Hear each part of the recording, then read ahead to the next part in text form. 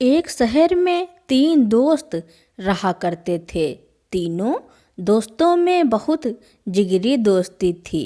आशीष बाहर मुंबई में काम करता था। मोहित एक ऑफिस में काम करता था, जबकि मोहन कोलकाता में रहता था। वहीं पर वह काम करता था। आशीष बहुत दिनों बाद अपने जिगरी दोस्त मोहित से मिला। अरे आशीष, आज तो बहुत दिनों बाद आया है यार, कहाँ रहता है आजकल? मोहित ने अपने जिगरी दोस्त आशीष को देखकर कहा। आजकल मुंबई में एक जॉब करने लगा हूँ, कल ही आया हूँ यहाँ पर। आज तुझसे मिलने आ गया। बता कैसा है मेरा यार? क्या बताऊँ यार तुझे, जैसा पहले था वैसा ही हूँ, अब कुछ नहीं बदला है यार। वही नीरस सी जिंदगी। सुबह जाकर ऑफिस जाओ, दिन भर गधे की तरह लगे रहो, रात को घर जाओ और खाना खाकर सो जाओ। बस यही है जिंदगी। ऐसी जिंदगी की तो कल्पना नहीं की थी यार कभी। पर क्या करें, किसे दोष दें? पता नहीं भगवान ने मुझसे कौन सी दुश्मनी निकाली है, जो मेरी ज़िंदगी में रोमांस का कोई लेसन ही नहीं है। 30 साल का हो गया हूँ, ना तो मेरी कोई गर्लफ्रेंड है और ना ही कोई बीबी। अब तो शायद शादी के चांस भी खत्म हो गए लगते हैं। पता नहीं सूरत बुरी है या सीरत, कोई भाव भी नहीं देती। किससे शिकवा करें और किससे शिकायत? अब तो इस बारे में मैंने सोचना ही छोड़ दिया है। और तू बता दोस्त, तेरा मुंबई में कोई लड़की मिली या नहीं? अरे कहाँ यार, अपना नसीब भी तेरे जैसा ही है। पता नहीं लोगों को 3-3, 4-4 गर्लफ्रेंड और बीबियाँ कैसे मिल जाती हैं। यहाँ तो एक भी नहीं पटती है। इतने बड़े शहर में भी तू अकेला ही रह गया। हम तो सोच रहे थे कि तेरा जुगाड़ तो हो ही जाएगा, पर तू भी मेरे जैसा ही निकला यार। हाँ, हम भी तंग आ गए हैं इस अकेलेपन से। काश कोई मिट्टी की ही बीबी होती, कम से कम उससे दिल की भड़ास तो निकाल लेते, मगर कमबख्त वो भी नहीं है। यहाँ तो सुना है आजकल प्लास्टिक की लड़की आने लगी हैं, जो आदमी को वह सब सुख दे जाती हैं जो उसे चाहिए। तूने देखी है क्या कोई ऐसी लड़की? नहीं यार, मैंने तो सुनी भी नहीं है। पर मेरा एक दोस्त है कोलकाता में, अभी अभी बना है। वह एक दिन बता रहा था कि एक जगह है जहाँ एक रात के लिए 2000 रुपये में एक लड़की मिल जाती है। हालांकि मैं कभी मिला नहीं हूँ किसी लड़की से, बस सुना है। सच में ये तो बहुत बढ़िया खबर सुनाई है तूने दोस्त। वाकई ऐसा है क्या, या तू झूठ बोल रहा है? मोहित चहकते हुए बोला। मुझे पता नहीं है यार, मैं तो बस सुनी सुनाई बात बता रहा हूँ। मेरा दोस्त मोहन बता रहा था एक दिन इस बारे में। और क्या क्या बता रहा था वह? और तो कुछ नहीं बताया उसने, बस यही कह रहा था कि ऐसी बहुत सी लड़कियां हैं कोलकाता में, बस पैसा होना चाहिए। जिसके पास पैसा है उसको लड़कियों की क्या कमी है? दोस्त एक बात बता, कंगाल तो हम भी नहीं हैं और शक्ल सूरत भी इतनी खराब नहीं है, फिर हमारी ही शादी क्यों नहीं हुई? इस प्रश्न का उत्तर तो बस भगवान जी ही दे सकते हैं कि उन्होंने हमारी कुंडली में कन्या योग क्यों नहीं रखा। पर तू कहे तो एक रात का इंतजाम करवाऊं क्या? सच में क्या तू करवा सकता है? उससे बात करके देखते हैं, फिर बताता हूँ। आशीष जाने लगा। अरे जाता कहाँ है? मेरे सामने ही बात कर उससे। बड़ी जल्दी मच रही है तुझे? नींद नहीं आती है क्या आजकल? नहीं, वो बात नहीं है यार। नींद तो लेटते ही आ जाती है, पर आज तूने आग भड़का दी है तो आज तो नहीं आएगी नींद। आज तो मेनका उर्वशियों के ही सपने आएंगे। चल बात कर उससे। मोहित उतावला हो रहा था। आशीष ने मोहन को फ़ोन मिलाया और हाय हेलो के बाद सीधी बात, नो बकवास स्टाइल में अपनी बात रख दी। मोहन ने कहा, जब चाहे जितनी ले लो, एक से बढ़कर एक ले लो, बताओ कब चाहिए। मोहित ने हिसाब लगाया। उसके ऑफिस की छुट्टी संडे को रहती है। उससे एक दिन पहले की रात ठीक रहेगी। रात में जागना होगा तो दूसरे दिन आराम करने को भी मिल जाएगा। दोनों का प्रोग्राम बन गया। आशीष ने फ़ोटो भी मंगवा लिए। मोहित को एक लड़की पसंद आ गई। उसकी आंखें बहुत मासूम सी थी। आशीष ने दूसरी लड़की पसंद की। थोड़ी देर में मोहन का फ़ोन आ गया। उसने कहा कि वो मासूम सी आंखों वाली लड़की एक रात के 7,000 रुपये लेती है। अब क्या करें, उसे वही पसंद थी। 7,000 रुपये तो बहुत होते हैं। फिर आने जाने में शराब और चखना के लिए भी कम से कम 2-4 हज़ार रुपये और चाहिए। इसलिए उसने मना कर दिया। आशीष ने कहा, बड़ी मुश्किल से तो तेरे मन में कोई ख्वाहिश पनपी है और तू महज 2-4 हज़ार रुपये के लिए अपनी ख्वाहिशों को पूरा नहीं करना चाहता। चल हाँ कर। आशीष ने कहा। मोहित ने सहमते झिझकते हुए हाँ कह दी। दोनों के लिए एक एक लड़की बुक हो गई। शनिवार से एक दिन पहले दोनों दोस्त एक किराए की गाड़ी से कोलकाता पहुंच गए। गाड़ी को मोहन के मकान पर ही छोड़ दिया। गाड़ी को इसलिए नहीं ले गए कि ड्राइवर को पता नहीं चले, नहीं तो पता चल सकता था कि वे कहाँ गए थे और वह गांव में सबको बता देता। फिर उसकी इज्जत की धज्जियाँ उड़ जाती गांव में। टैक्सी में जाने से किसी को कोई पता नहीं चलेगा। तीनों दोस्तों ने खूब दारू पी, मनपसंद खाना खाया। इन सब का पैसा मोहित ने ही दिया। आज उसकी मन की मुराद पूरी होने वाली थी, इसलिए बड़ा खुश लग रहा था वह। तीनों लड़कियां एक ही भवन में रहती थी। दरअसल यह एक पूरी सोसाइटी थी जिसके सारे फ्लैट एक ही आदमी ने एक एक करके खरीद लिए थे। अब उसने उस सोसाइटी में वेश्यावृत्ति का धंधा शुरू कर दिया था।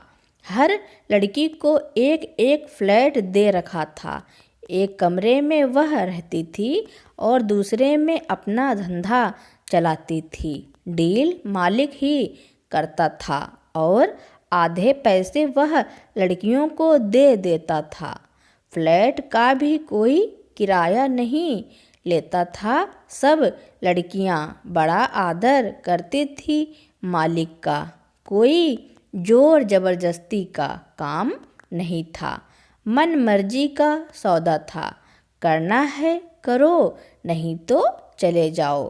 पर एक भी लड़की आज तक गई नहीं थी यहाँ से। मोहित धड़कते दिल से कोमल के फ्लैट में दाखिल हुआ। वह सिर से लेकर पांव तक थर थर काँप रहा था। उसकी यह हालत देखकर कोमल बहुत जोर से हंसी। पहली बार आया है क्या इस कोठे पर? हंसी उड़ाने वाली आवाज़ सुनकर मोहित और शर्मा गया और वहीं चुपचाप खड़ा रह गया। इसकी इस हालत पर कोमल और जोर से हंसी। अरे जब तू इतना ही शर्माया है तो यहाँ क्या आरती करने आया है? चल फटाफट अपना काम कर और दफा हो जा यहाँ से। लगभग चीखते हुए कोमल बोली। मोहित को बड़ा अपमान सा लगा था यहाँ पर। एक तो उसने मुँह मांगा दाम दिया है और ऊपर से गाली गलौज भी कर रही है ये। उसे अगर पता होता कि यहाँ पर इतना अपमानित होना पड़ेगा तो वह यहाँ कभी भूल कर भी नहीं आता। मगर उस दिन पता नहीं उसे क्या हुआ जो उसने ऐसी सलाह दे दिया। लेकिन अब पछताने से क्या होता है? मोहित शर्म से गड़ रहा था। मोहित की हालत देखकर कोमल को अपनी गलती का एहसास हुआ। मोहित एक ग्राहक है और ग्राहक तो सबसे ऊपर होता है। अगर वह इस तरह बाजार के ग्राहकों को जलील करेगी तो उसके पास कौन आएगा? वह तो एक रात के 7,000 रुपये लेती है, जबकि 2,000 रुपये में भी तो लड़की मिल ही रही है ना। वो 2,000 वाली भी उससे कोई कम है क्या? ये तो उसकी आँखों का कमाल है जो लोग उस पर मरते हैं, वरना तो और चीज़ तो एक जैसी ही है। कोमल मोहित के पास आई और उसने हाथ जोड़कर अपने व्यवहार के लिए माफ़ी मांगी। मोहित को पहले वाला व्यवहार भी हैरान करने वाला लगा था और यह भी अजीब सा लग रहा था। वाकई मोहित एक मासूम लड़का था, एकदम भोला भाला और नेक दिल, दुनियादारी से कोसों दूर था। वह इस तरह कोमल के अचानक देवी अवतार ने उसके दिल पर गहरा प्रहार किया। सहानुभूति के 2 बोल सुनकर उसका हृदय भर गया और अपराध बोध के कारण उसकी रुलाई फूट पड़ी। कोमल ने कभी ऐसा नज़ारा देखा नहीं था। यहाँ तो जो भी आता था कोमल को एक वस्तु समझकर ही आता था और वह एक ग्राहक की तरह अपने पैसे अधिकतम वसूलने में ही लगा रहता था। इस तरह किसी मासूम आदमी से उसका पाला पहले कभी पड़ा ही नहीं था। इसलिए वह मोहित को रोते देखकर घबरा गई। उसे याद आया कि पहले तो वह ग्राहक के सामने खुद रोती थी और ग्राहक ठट्ठा मार के हंसता था, मगर आज उल्टा हो रहा था। यह नज़ारा उसके लिए बड़ा विचित्र था।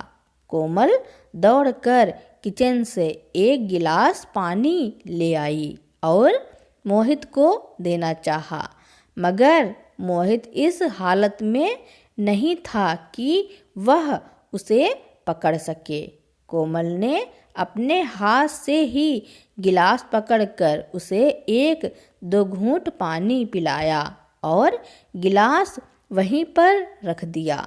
मोहित की रुलाई अभी बंद नहीं हुई थी। कोमल ने उसका सिर अपनी गोदी में रख लिया और उसके बालों में धीरे धीरे उंगलियां फिराने लगी। इतना प्यार पाकर मोहित नॉर्मल होने लगा और उसको कब नींद आ गई उसे पता ही नहीं चला। 1-2 घंटे बीत जाने पर कोमल को पता चला कि मोहित उसकी गोदी में सिर रखकर सो गया है।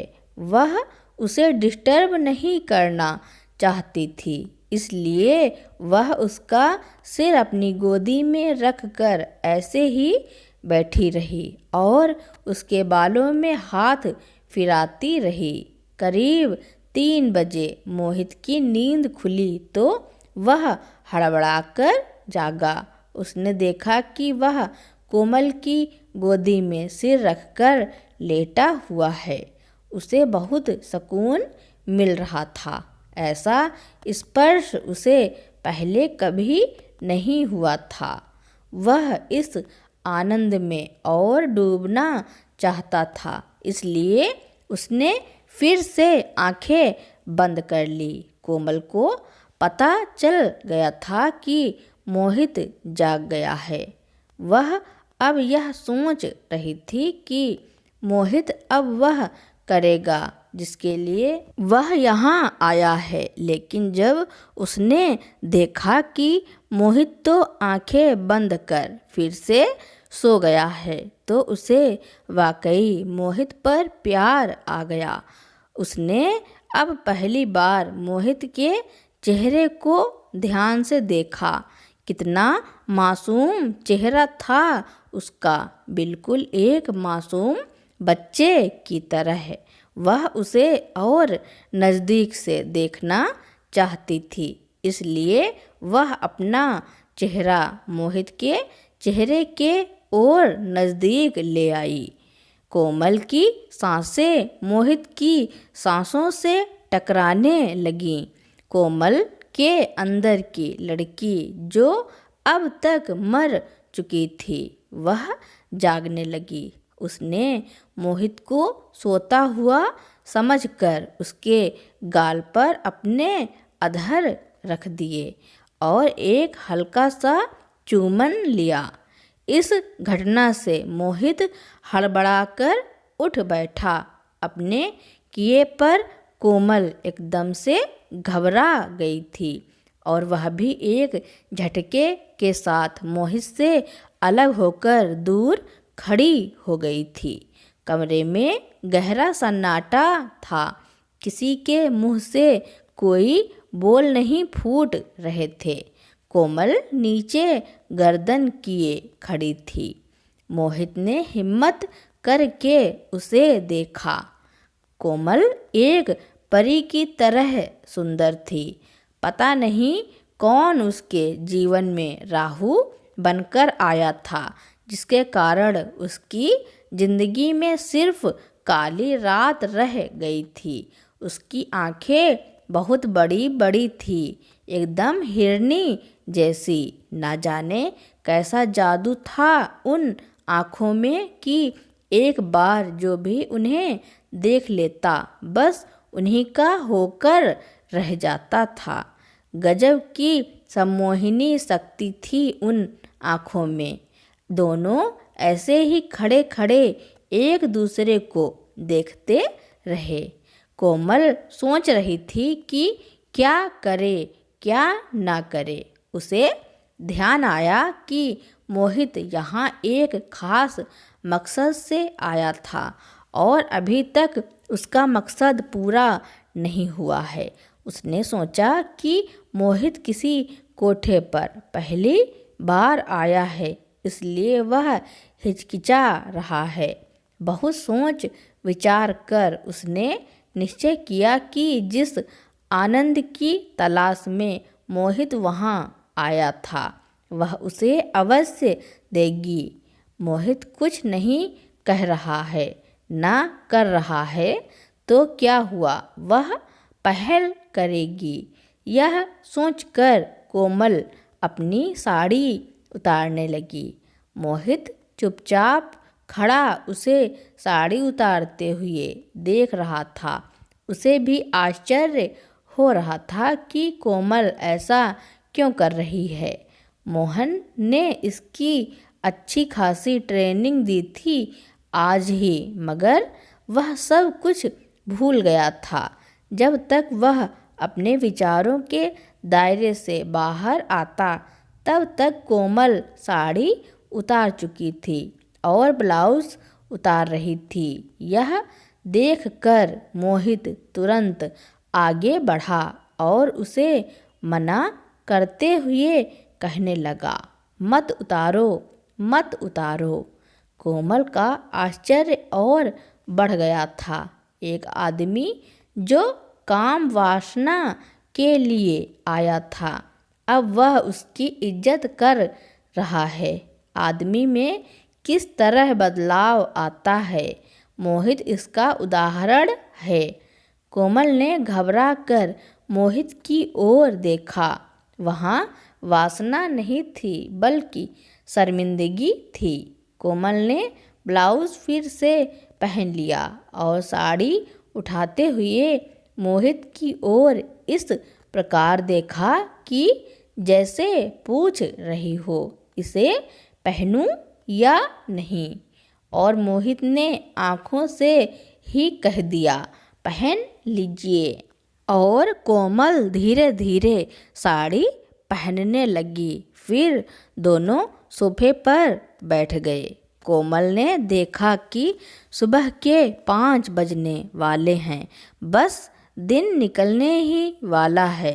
तो वह कुछ सोचकर उठी और पर्स में से रुपए निकालकर मोहित को देते हुए बोली, जब आपने कुछ किया ही नहीं तो फिर पैसे किस बात के। उसकी इन बातों से मोहित बुरी तरह से चौंका। एक वेश्या पैसे भी लौटा सकती है, यह तो कल्पना के बाहर की बात थी। मोहित ने मना करते हुए कहा, आपकी रात तो खराब हुई है ना, ये उसी के पैसे हैं, रख लीजिए इन्हें अपने पास। मगर मैं इन्हें अपने पास कैसे रख सकती हूँ, इन पर मेरा कोई अधिकार नहीं है। दोनों में बहस होने लगी। आखिर मोहित जीत गया। कोमल ने वे पैसे अपने पास रख लिए। कोमल ने कहा, आप फिर किसी दिन आ जाइएगा और अपना काम करके चले जाइएगा। उस दिन का पैसा नहीं लगेगा आपका। अब ठीक है? नहीं, ठीक नहीं है ये। मैं जब पुनः आऊँगा तब तुम्हें फिर से अपना पारिश्रमिक लेना होगा। पर तुम ऐसा क्यों सोचती हो कि मैं दोबारा आऊँगा ही? नहीं, मैं सोच नहीं रही हूँ, आपको बुला रही हूँ। मेरे मन में एक मलाल सा है, बस उसी के कारण आपसे कह रही हूँ। क्या आप आएंगे? मोहित काफ़ी देर तक सोचता रहा, फिर बोला, ये बात कहने से पहले मैं तो निश्चिंत था कि मैं यहाँ क्या किसी कोठे पर अब कभी नहीं जाऊँगा। मगर तुम्हारे इन शब्दों ने जादू सा काम किया है। अब मैं भी एक बार और यहाँ आना चाहता हूँ। अरे वाह, यह तो बहुत ही अच्छा है। तो बताइए फिर कब आ रहे हैं आप? मोहित फिर काफ़ी देर तक सोचता रहा और सिर नीचा कर कहने लगा, दरअसल बात यह है कि मैं अभी तक कुंवारा हूँ, मन से भी और तन से भी। 30 साल का हो गया हूँ। अब शादी होने की संभावना भी लगभग नहीं है। मैं यह सोचकर यहाँ आया था कि शादी नहीं हुई तो कोई बात नहीं, शादी वाला आनंद तो एक बार ले लूँ। मगर मेरे मन ने शायद यह गलत काम स्वीकार नहीं किया, आगे भी स्वीकार करेगा लगता नहीं है। इसमें एक गुंजाइश लग रही है मुझे कि यदि आप एक दिन के लिए मेरी दुल्हन बन जाओ, उस रात दुल्हन की तरह तुम कपड़े पहनो, मेकअप करो और मैं दूल्हे की तरह ही कपड़े पहनूं, तो शायद यह मन इसे स्वीकार कर ले। पर क्या तुम ऐसा कर पाओगी? क्या तुम मेरे लिए एक रात की दुल्हन बनना स्वीकार करोगी? कोमल हैरानी से सुनती रह गई। मोहित ने जो कहा उसे सुनकर कोमल हैरान रह गई। यहाँ पर आने वाले लोग तो कुछ और ही फरमाइश करते हैं और ये मोहित इसकी फरमाइश है कि वह एक रात के लिए उसकी दुल्हन बन जाए। क्या यह संभव है? क्या उस जैसी लड़की कभी दुल्हन बन पाएगी? बहुत पहले उसने यह ख्वाब देखा था जब वह कमल से प्यार करती थी, मगर वही कमल उसे इस धंधे में ढकेल कर भाग गया, कमीना कहीं का। आज अगर वह मिल जाए तो वह उसकी जान भी ले सकती है, मगर वह कायर पता नहीं और किस किस लड़कियों के साथ ऐसी चीटिंग कर रहा होगा। उसके बाद से तो उसका पुरुष जाति से विश्वास ही उठ गया था, तभी तो वह इतनी कठोर हो गई थी। उसने फिर ठंडे दिमाग से सोचना शुरू किया, आखिर वह चाहता ही क्या है। एक रात के लिए उसे दुल्हन के रूप में ही तो देखना चाहता है वह। उसने कोई नाजायज मांग तो नहीं रखी है। लोग तो पता नहीं उससे और क्या क्या चाहते हैं जिन्हें वह बता भी नहीं सकती है। एक मासूम आदमी की एक छोटी सी ख्वाहिश भी पूरी नहीं कर सकती है क्या वह? वैसे यह ख्वाहिश प्रकट करने के लिए उसने ही तो प्रेरित किया था मोहित को। अब जब वह कुछ चाहता है तो वह पीछे क्यों हट रही है? एक रात के लिए दुल्हन बनने की एक्टिंग ही तो करनी है उसे, कर लेगी। वैसे भी जब से वह इस धंधे में आई है तब से झूठी हंसी हंसने की एक्टिंग ही तो कर रही है। हर ग्राहक के साथ सोते वक्त वह अंदर ही अंदर कितना रोती है, मगर ग्राहक के सामने ऐसे पेश आती है जैसे कि वह भी उसके साथ जन्नत की सैर कर रही हो।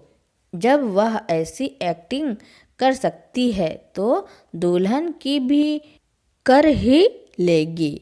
इससे अगर एक मासूम आदमी की कोई ख्वाहिश पूरी होती है तो ऐसा करने में हर्ज ही क्या है? और कोमल ने हाँ कर दी। उसके हाँ कहने पर मोहित खुश हो गया। मोहित ने जब उससे तारीख पूछी तो कोमल डायरी देखने लगी। अगले दिन की बुकिंग थी उसके पास। उसने 14 फरवरी की डेट बुक कर दी थी। मोहित के लिए दुल्हन बनने को सिर्फ कुछ दिन बचे थे। मोहित ने उससे दुल्हन के कपड़े सिलवाने के लिए साथ चलने की बात की तो कोमल ने कहा आज ही चलना होगा, तो उसने हाँ। दोनों ने तय किया कि वे ठीक 4 बजे मिलेंगे। दोनों ने एक दूसरे के मोबाइल नंबर भी ले लिए। उसके बाद मोहित मोहन के घर आ गया। मोहन और आशीष पहले ही घर आ चुके थे और लेटे थे। मोहन को देखकर दोनों उसके पीछे पड़ गए। कैसी रही तेरी सुहाग रात? अब तो उतर गया तेरा कुंवारापन, हो गई ख्वाहिश पूरी। चुप क्यों है बताना? मोहित कुछ नहीं बोला और चुपचाप एक बिस्तर में घुसते हुए बोला, मैं बहुत थका हुआ हूँ, बाद में बात करेंगे इस विषय पर, अभी तो मुझे सोने दो। और वह चादर ओढ़कर सो गया।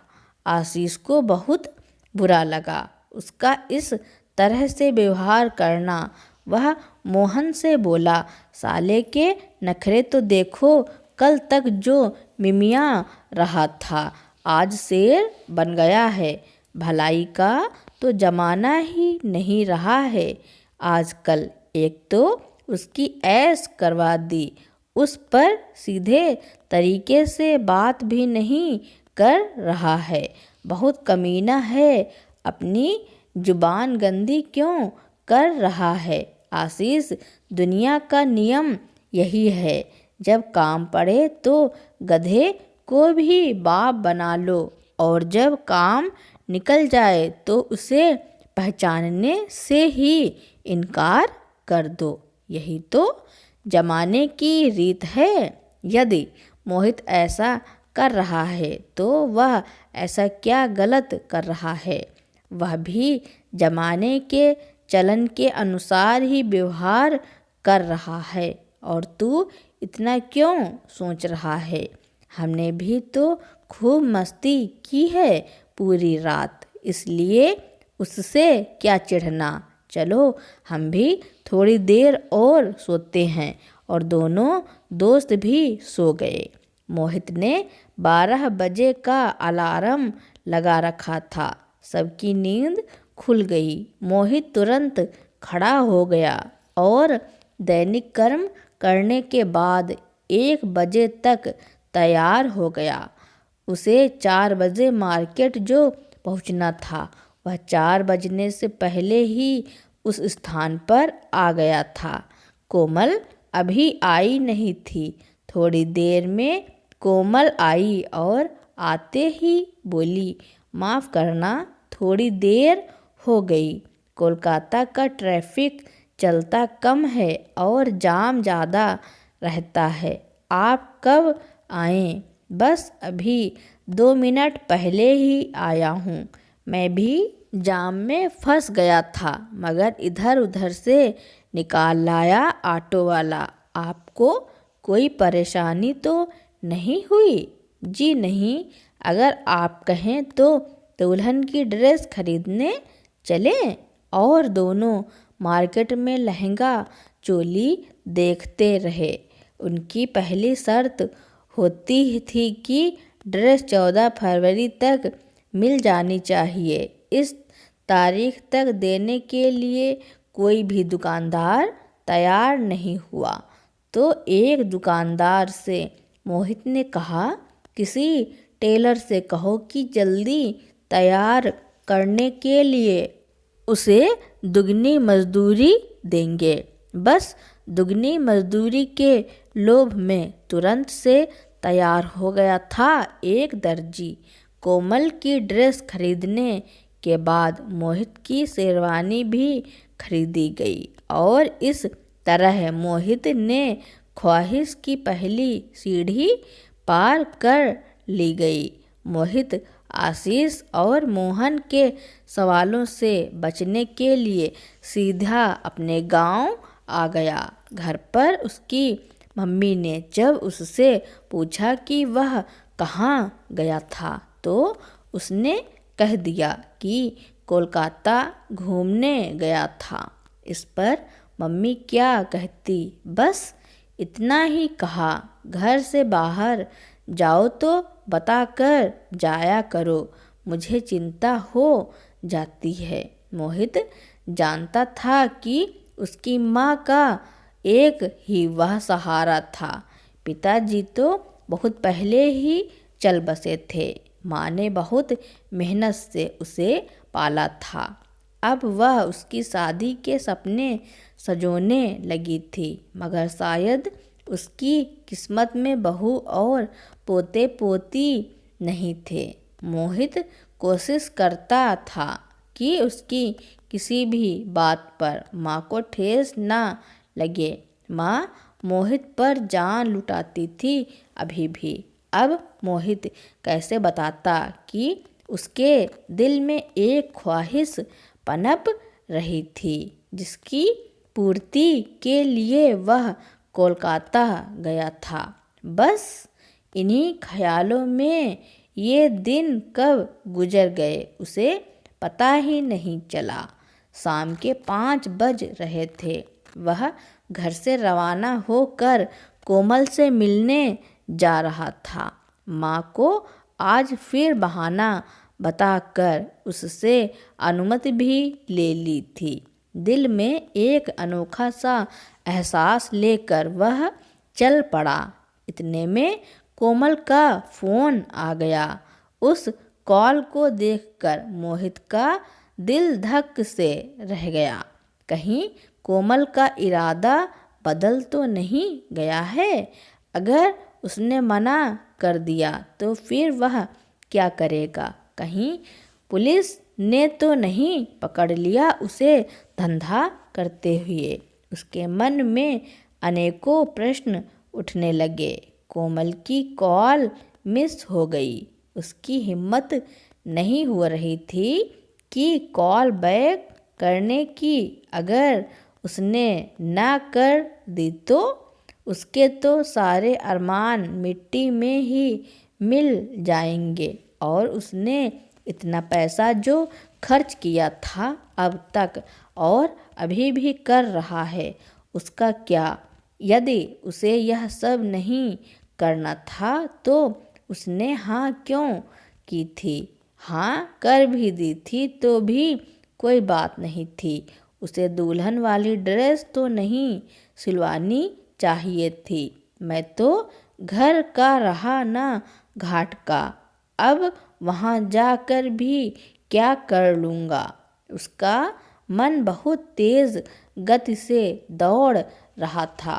उसे कोमल से कुछ लगाव सा हो गया था, जैसे ही वास्तव में वह उसकी दुल्हन बनने वाली थी। उसके कदम ठिठक गए, धड़कन सी रुक गई और आंखें पथरा सी गईं। कुछ सेकंड वह वहीं खड़ा रहा।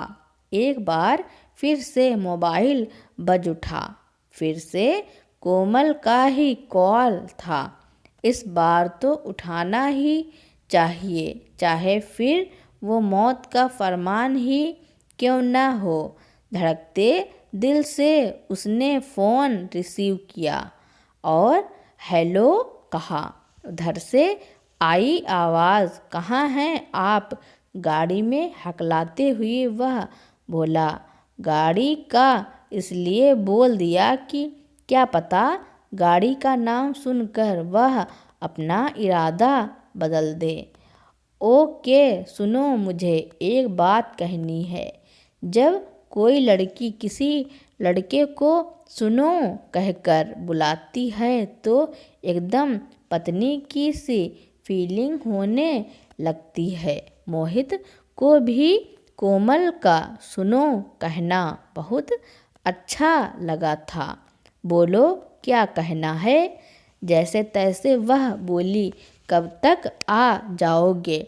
10 बजे तक पहुंच जाऊंगा। लेट आना है क्या?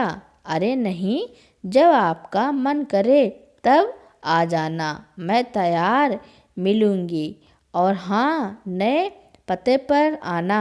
मैंने नया पता और लोकेशन आपको व्हाट्सएप पर शेयर कर दिए हैं। पर नई जगह क्यों? उसने घबराते हुए पूछा। जब तुम यहाँ आ जाओगे तब बता दूंगी। ठीक है जी, ठीक है। वह इतना ही कह पाया था। उधर से फ़ोन कट गया था। मोहित सोचता ही रह गया कि कोमल ने घर क्यों बदला है। क्या बात हो सकती है ऐसी जो उसे घर बदलना पड़ गया? मालिक से उसकी लड़ाई तो नहीं हो गई कहीं? ऐसा तो नहीं है कहीं कि वह उसे किसी और जगह बुलाकर फंसा रही हो? मोहित का दिमाग सुन्न होने लगा। उसे कुछ समझ नहीं आ रहा था। दिल जोर जोर से धड़क रहा था। सांसें भी जोर से चल रही थी। चेहरे पर हवाइयाँ उड़ रही थी। वह अपनी ही धुन में खोया हुआ और कोमल के ख्यालों में डूबा हुआ था।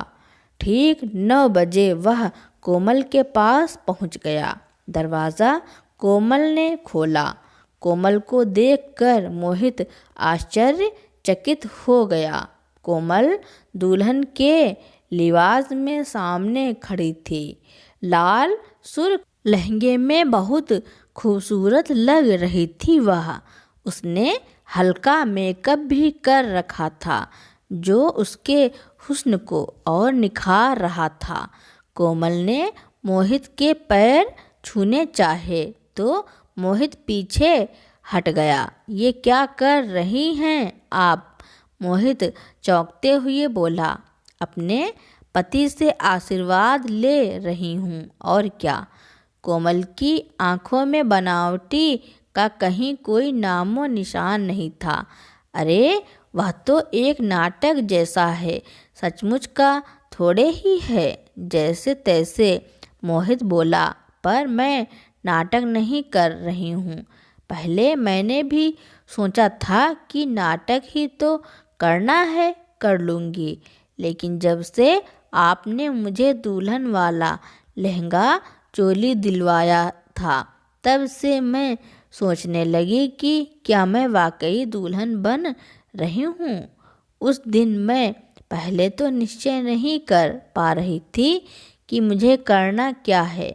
फिर मेरे दिल ने कहा, कोमल तू दुल्हन बन रही है और दुल्हन न केवल तन से बल्कि मन से भी दूल्हे की होती है। क्या तू मन से मोहित की दुल्हन बन पाएगी? इस प्रश्न पर मैं उस दिन बहुत सोचती रही, इतना कि रात के 12 बज गए थे। उस रात की बुकिंग वाला ग्राहक बगल के कमरे में मेरा 2 घंटे से इंतज़ार कर रहा था और उस समय मैं बीच में फंसी हूँ।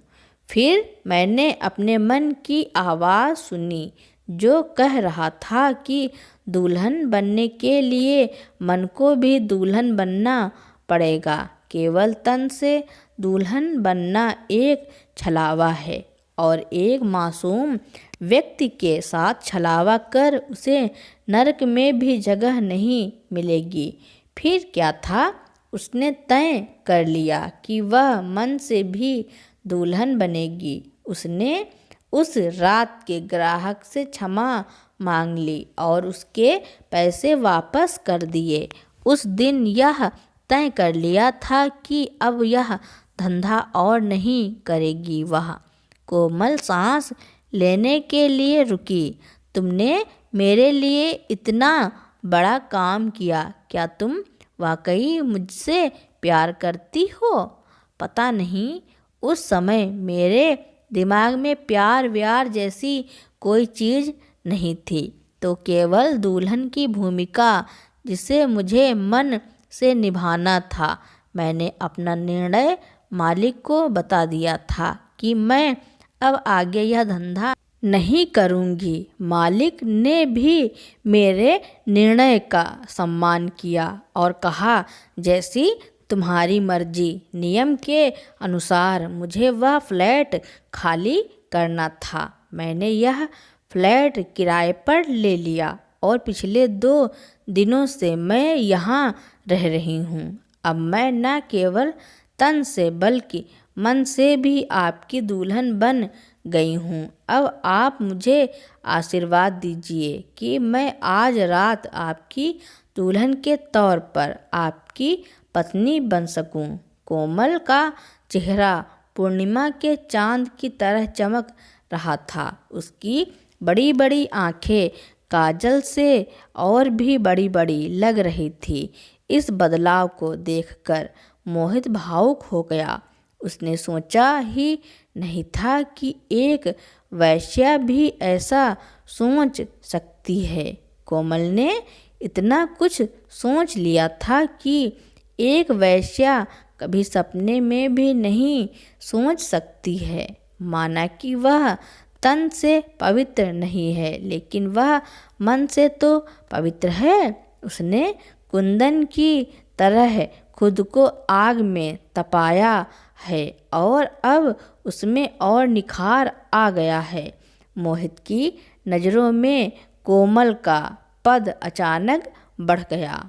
उसे अब वह एक देवी नजर आने लगी, पवित्रता की देवी, एक ऐसी देवी जिसके संपर्क में आने पर और भी लोग पवित्र हो सकते हैं। मोहित खुद को धन्य समझने लगा जो उसके कारण एक वेश्या का उद्धार होने जा रहा था।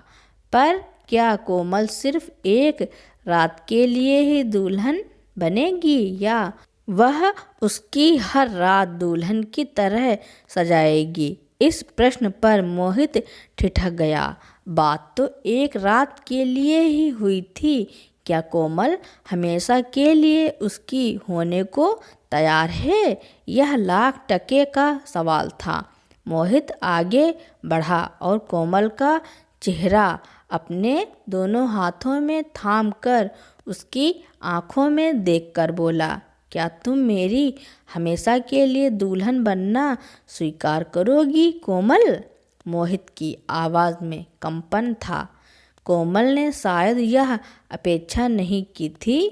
उसे अपने कानों पर विश्वास नहीं हो रहा था।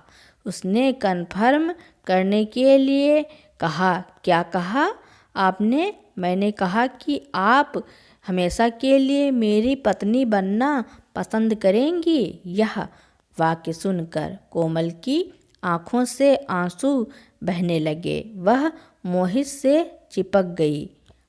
वाकई यह नज़ारा काल्पनिक लग रहा था। मोहित ने सोचा था और ना ही कोमल ने। दोनों एक दूसरे से ऐसे ही लिपटे रहे। दोनों के मन में प्रेम के अंकुर फूटने लगे। बिना प्रेम के पति पत्नी का रिश्ता भी कोई रिश्ता होता है क्या? जो लोग प्रेम किसी और से तथा शादी किसी और से करते हैं वे सबसे अधिक धोखा स्वयं को ही देते हैं। उनका दाम्पत्य जीवन सबसे दुखद होता है। दाम्पत्य जीवन का आधार ही प्रेम और विश्वास है। प्रेम और विश्वास की नींव पर ही दाम्पत्य रूपी महल खड़ा होता है। सोचिए कि जिसकी नींव ही कमज़ोर होगी वह महल क्या सुदृढ़ होगा?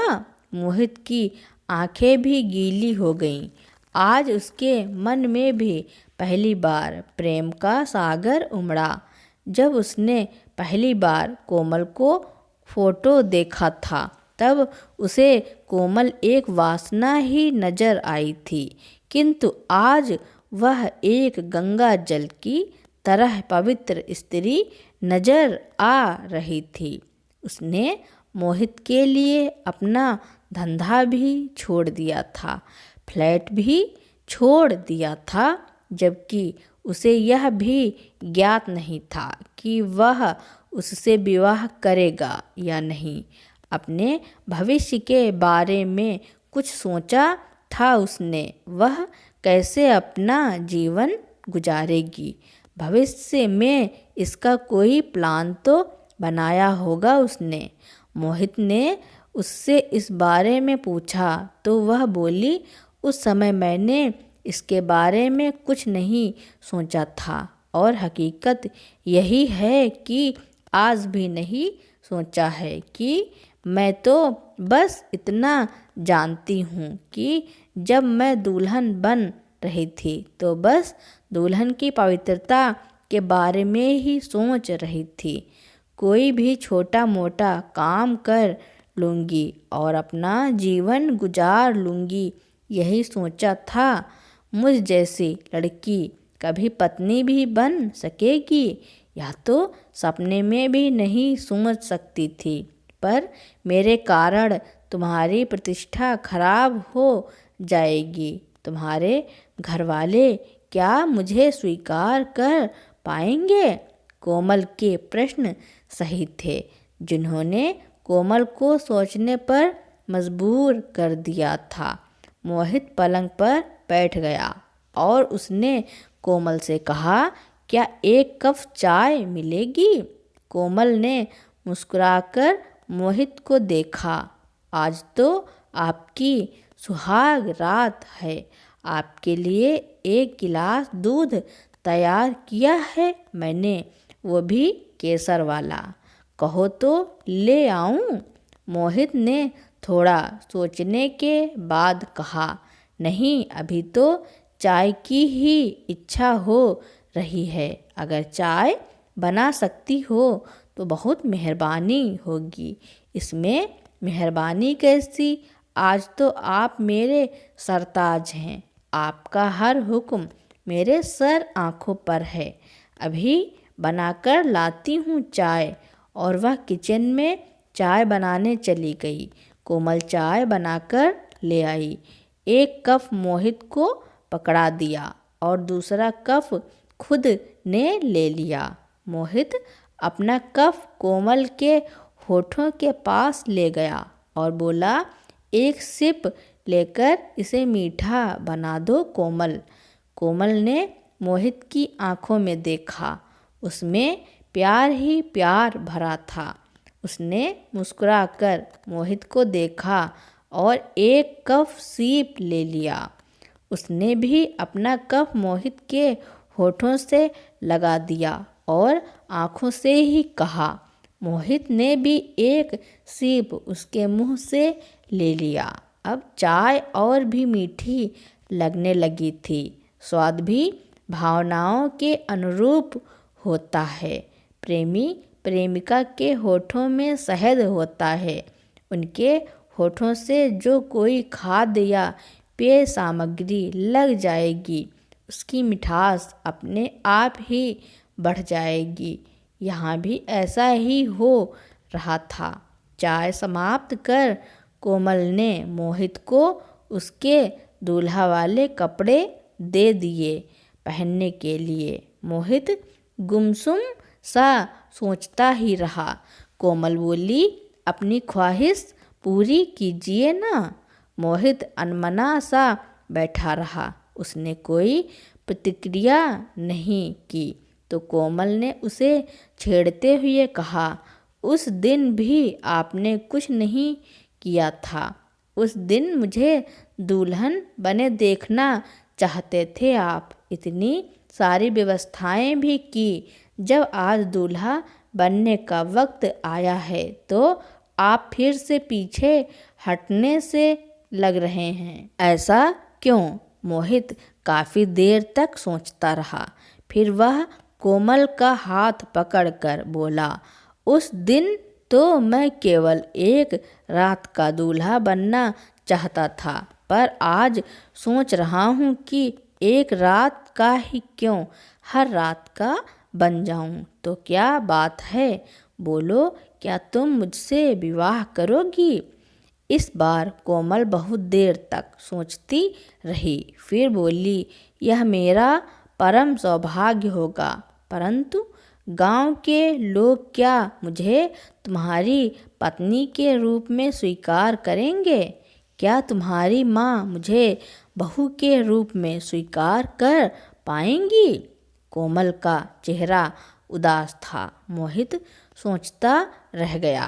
काफ़ी देर सोचने के बाद वह बोला, मुझे 1 महीने का समय दो कोमल, 1 महीने बाद बात करूँगा तुम्हें इस बारे में।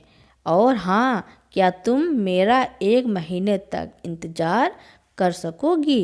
कोमल ने आश्चर्य से मोहित को देखा और कहा, 1 महीने क्या, सारी उम्र इंतज़ार करूँगी आपका। और वह मोहित से लिपट गई।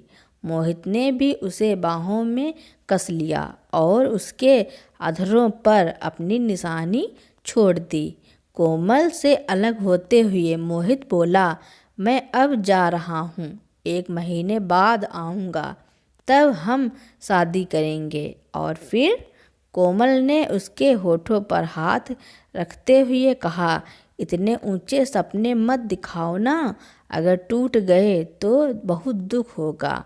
मैं इसी देहरी पर बैठी रहकर जिंदगी भर आपका इंतज़ार करूँगी।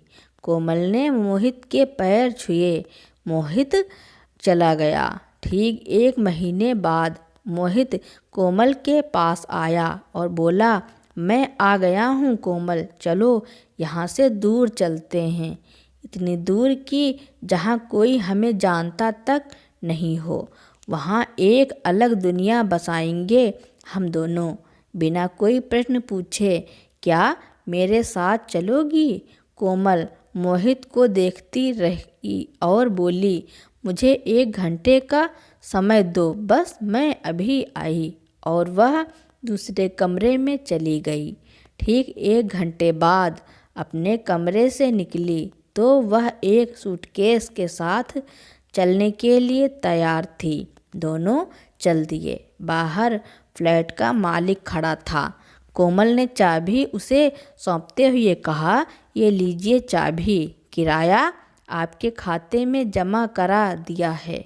यहाँ जो सामान पड़ा है उसे गरीबों में बांट देना। मोहित कोमल को लेकर कार में बैठ गया। 10 घंटे के सफ़र के बाद मोहित और कोमल एक कस्बे के एक घर के सामने खड़े थे। कोमल ने पूछा, किसका घर है ये? तुम्हारा, मोहित ने मुस्कुराकर कहा। मेरा? आश्चर्य से बोली कोमल। हाँ तुम्हारा। अंदर चलोगी या सब कुछ यहीं बाहर ही करना है? मोहित मजाक करते हुए कहा। कोमल शर्मा गई। उसे यकीन नहीं हो रहा था कि मोहित ने ये सब कब कर लिया। वह घर के अंदर दाखिल हुई तो मोहित ने उसे अपनी माँ से मिलवाया। कोमल ने अपनी सास के पैर छुए। इतने में कोमल के मम्मी पापा एक दूसरे कमरे से निकलकर कोमल के सामने आ गए। उन्हें देखकर कोमल खुशी से पागल हो गई और अपनी माँ से लिपट गई। उसकी आँखों से आंसू बहने लगे। उसने मोहित को धन्यवाद कहा। याद है कोमल, जब मैंने 1 महीने का वक्त मांगा था तुमसे, इस 1 महीने में यही सब किया है। अपने गांव का पुश्तैनी मकान, ज़मीन सब बेचकर यहाँ यह मकान और एक दुकान खरीद ली है। माँ को मना लिया और तुम्हारे मम्मी पापा का पता कर उन्हें भी मना लिया है। दोनों के मम्मी पापाओं के आशीर्वाद के बिना कैसी शादी। आओ पंडित जी, मैडम का मूड बदल जाए कहीं, इसलिए जल्दी से फेरे करवा दो। मोहित कोमल को छेड़ते हुए बोला। खुशी से कोमल सबके सामने ही मोहित से लिपट गई। पंडित जी ने दोनों की शादी करवाई और वह दोनों अपने परिवार के साथ हंसी खुशी रहने लगे। दोस्तों, इस कहानी के बारे में आपका क्या कहना है और यह कहानी आपको कैसी लगी, कमेंट में ज़रूर लिखना। मेरी कहानी सुनने के लिए आपका बहुत बहुत धन्यवाद। अगर मेरी कहानी आपको अच्छी लगी हो या फिर आप मेरे चैनल पर नए हो तो मेरे चैनल को लाइक, कमेंट, शेयर, सब्सक्राइब एवं बेल आइकन का बटन दबाना ना भूलें ताकि मेरी नई नई कहानियाँ आप तक पहले ही पहुँचती रहें।